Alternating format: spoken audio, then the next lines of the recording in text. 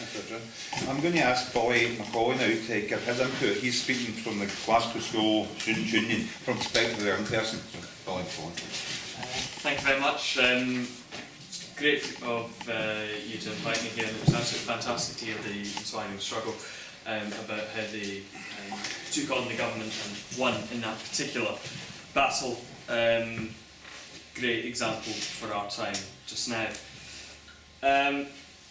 We've heard many times about the attacks on communities, on working people, on employment rights, but most of all, there's been an attack on opportunities in this country, particularly for our young people. I mean, you just need to look at the introduction of tuition fees and free schools in England, to creating an elitist two-tier education system with those who have money and those who don't. In Scotland, we have a slightly different situation. We have an SNP government which is better for our younger people, but not good enough. They've introduced rest of UK fees of £9,000, and they've actually made Scotland the most expensive place to learn in the United Kingdom, more expensive than anywhere in England. And there have been huge course closures at Glasgow University, as was mentioned earlier, and at Strathclyde University, who have cut some of the biggest departments like sociology and community education, departments that I wanted to be part of in the future. Colleges are also facing cuts of £100 million over the next few years, and we're kidding ourselves on if we say that that's not going to affect the quality of education and the amount of people that we're going to be able to get into colleges. It's going to cause directly staff reductions and course closures, and it's completely unacceptable. We've also got the educational maintenance allowance. Obviously that's been scrapped in England. We still have it in Scotland, but we have it at less levels than we did before 2007. We can't shirk away from the fact that the SNP did cut EMA before the recession and before these cuts started to bite. And finally, because I don't want to speak for long, keep you all here, these cuts are affecting our schools directly.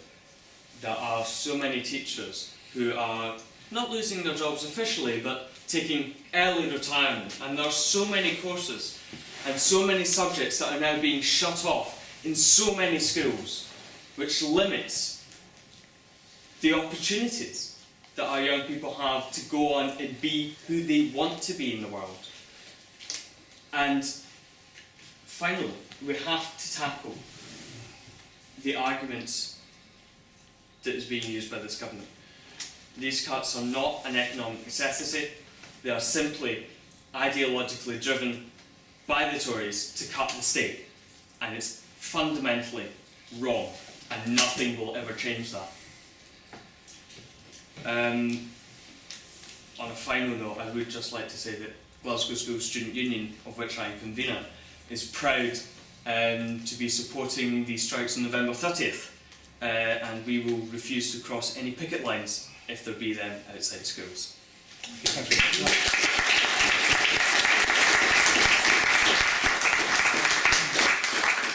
We've got the room for another 15 minutes. It seems a shame having so many people in the hall on a horrible night like this out of the house to stop it early. So, do people want to carry on, and is there anything else people want to discuss, talk about? You say it's Paul. Well, it's nice to see a young person. I'm almost a young person. Yesterday, yes. A young person 2 years ago.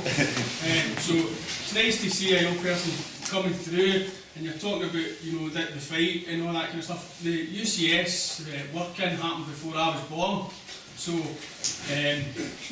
it's kind of an antique to me now. And I know